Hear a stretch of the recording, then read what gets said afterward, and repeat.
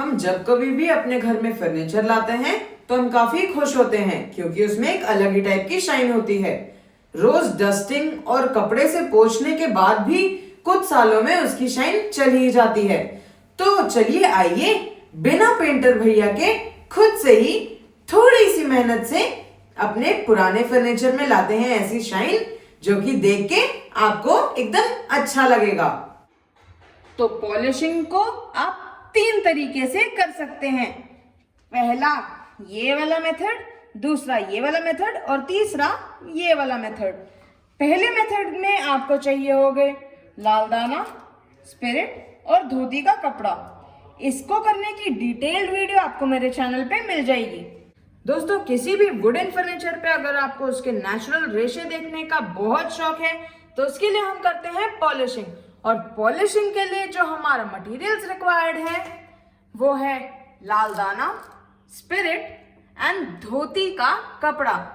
अब ये जो है लाल दाना, ये आपको 1400 रुपए के आसपास पर केजी मिल जाता है किसी भी हार्डवेयर की दुकान पे।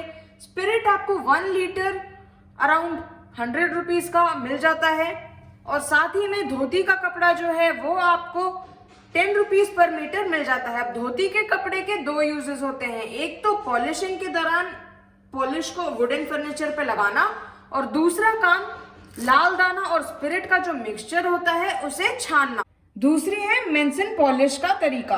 अब इसमें ये जो होती है आपकी बूट पॉलिश टाइप होती है, ये थोड़ी सी हार्ड होती है, तो इसे आप एक ब्रश की मदद से या फिर एक कपड़े की मदद से कर सकते हैं। ये जो होता है जैसे आप बूट पॉलिश करते हैं, पहले इसे लगाया और सूखने से पहले ही उसे चमका देते हैं, बिल्कुल वैसे ही होता है। जो तीसरा मेथड है जो कि मैं करने वाला हूं, उसमें आप यूज करते हैं टचवुड या फिर वार्निश। इसके लिए आपको ब्रश की जरूरत पड़ती है। 2 इंच का ब्रश काफी रहता है और काफी अच्छे से इससे हो जाता है। इसके ब्रश को धोने के लिए आपको चाहिए होता है टर्पेंटाइन ऑयल यानी कि तारपीन का तेल या फिर थिनर, और या फिर रिटार्डर या फिर रेड्यूसर। ये है रेगमाल मतलब कि सैंड पेपर। ये जो होते हैं ये आपको वर्ड घिसने के काम आ जाते हैं। ये आपको 2 पीसेस 5 रुपीज में किसी भी हार्डवेयर या पेंट की दुकान में आराम से मिल जाएगा। ये जो होते हैं ये आपको डिफरेंट कलर वेरिएंट्स में मिल जाते हैं, पर उसकी चिंता नहीं करनी है, कंपनी का चेंज और कलर का चेंज होता है बस। इसमें जो होते हैं नंबर्स डिफर करते हैं। नंबर जो होता है वो आपका यहाँ पीछे लिखा होता है। 80 नंबर मतलब कि बहुत ही ज्यादा मोटे दाने होते हैं, एंड 120 नंबर जो कि ये है ये होता है काफी बारीक। अब इसका यूज क्या होता है? 80 नंबर वाला जो आपका होता है वो आपको उस दौरान यूज करना होता है जब आपको बहुत ज्यादा एक साथ निकालना है, और जैसे जैसे आपको और बारीक करते जाना है वैसे वैसे आपको अपने नंबर को भी बढ़ाते जाना है। जितना छोटा नंबर उतने बड़े दाने, और जितना बड़ा नंबर उतने छोटे दाने, ये आपको ध्यान रख लेना है। ये है धोती और मलमल का कपड़ा। अब ये जो होते हैं आपको एकदम बारीक में भी मिल जाते हैं या फिर थोड़े से मोटे छेद में भी मिल जाते हैं, या आपको किसी भी हार्डवेयर वाली दुकान में आराम से 10 रुपीज मीटर में मिल जाते हैं। इसे रफ कपड़े की तरह आप यूज कर सकते हैं। ये है आपकी मास्किंग टेप्स। इसका यूज जो होता है पेंटिंग के दौरान आता है।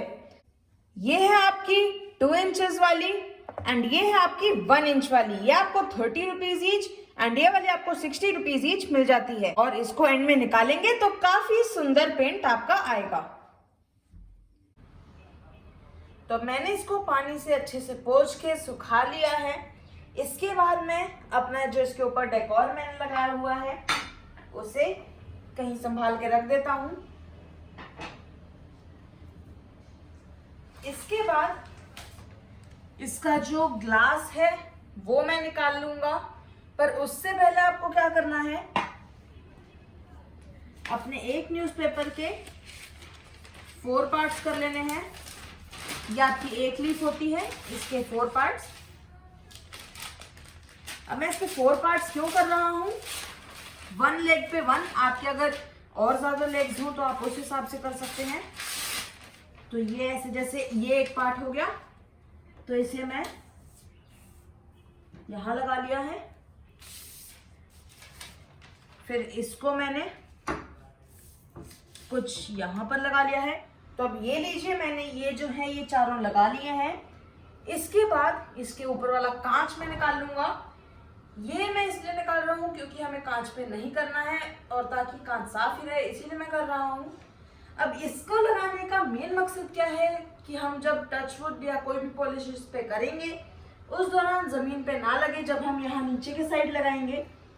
अगर लग जाता है सपोज बाई चांस जमीन पे तो कोई प्रॉब्लम नहीं है, क्योंकि वो आपका थिनर से आराम से निकल जाता है। तो इसको अब मैं ऐसे निकाल लेता हूँ सावधानी से। इसके कांच को निकाल लेने के बाद मैं पहले इसे अच्छे से हिला लेता हूँ ताकि इसके अंदर के कंटेंट्स मिक्स हो जाए, और फिर इसे खोल के ये आपका कुछ इस तरीके का होता है गाढ़ा सा पेस्ट। अब मैं इसको अपने ब्रश के मदद से कर लूंगा अपने जिस पे भी मुझे करना है। अब यहाँ पर एक ही बार में वैसे तो आ जाती है, पर अगर आपको ज़रूरत पड़ती है, लगती है, तो आप इसमें सेकंड कोट भी ज़रूर कर सकते हैं। तो ये लिया, इसे कुछ इस तरीके से अच्छे से पोंछ लिया एंड फिर इसे करना शुरू करते हैं। ध्यान ये रखना है कि आपको एक ही डायरेक्शन में अपने ब्रश को रखना है और बिल्कुल पतली लेयर आपको लगानी है। ये देखिए अभी से ही शाइन आना शुरू हो गई है।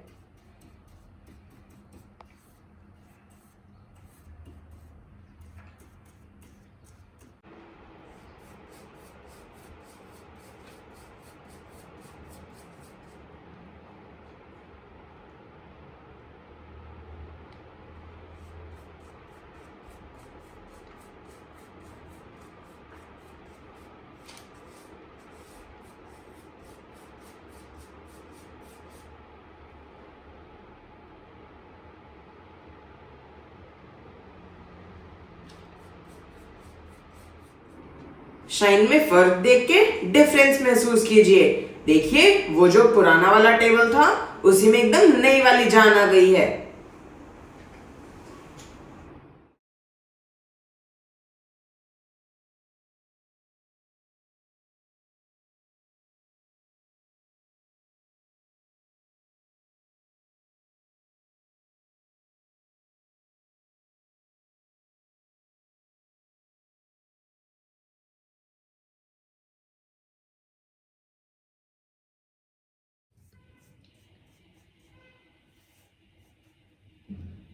तो ये लीजिए, हो गया। अब मैं इसे सूखने के लिए छोड़ देता हूँ।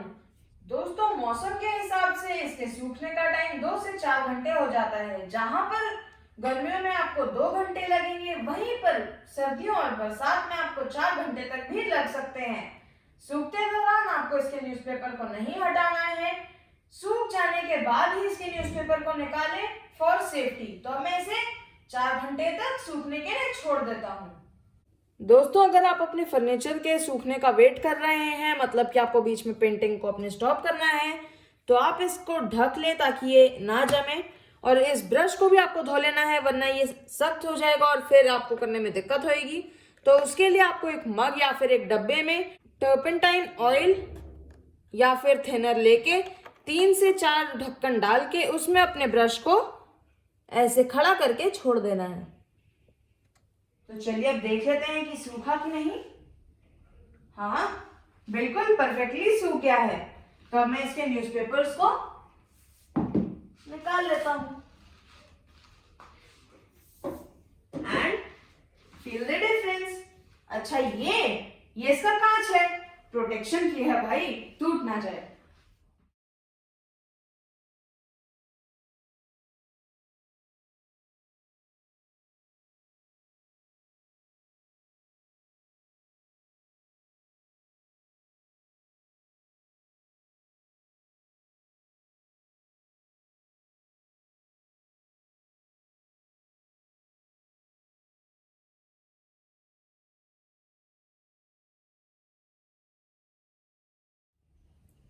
तो ये लीजिए, हो गया।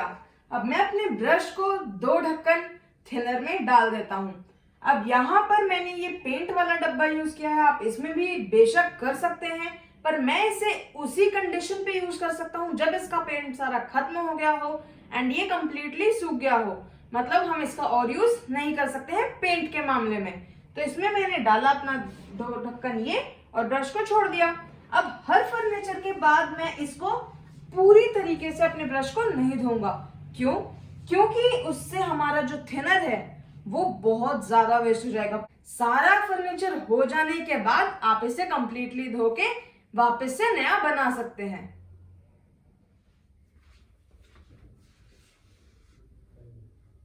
तो सूखने के बाद मैंने इसे सेट कर लिया है। तो देखा आपने कितनी कम मेहनत में आ गई बेइंतहा रौनक। इस त्योहारी रौनक को आप भी अपने घर पे ला सकते हैं। कीजिए आज ही और त्योहारों वाला फील पाइए।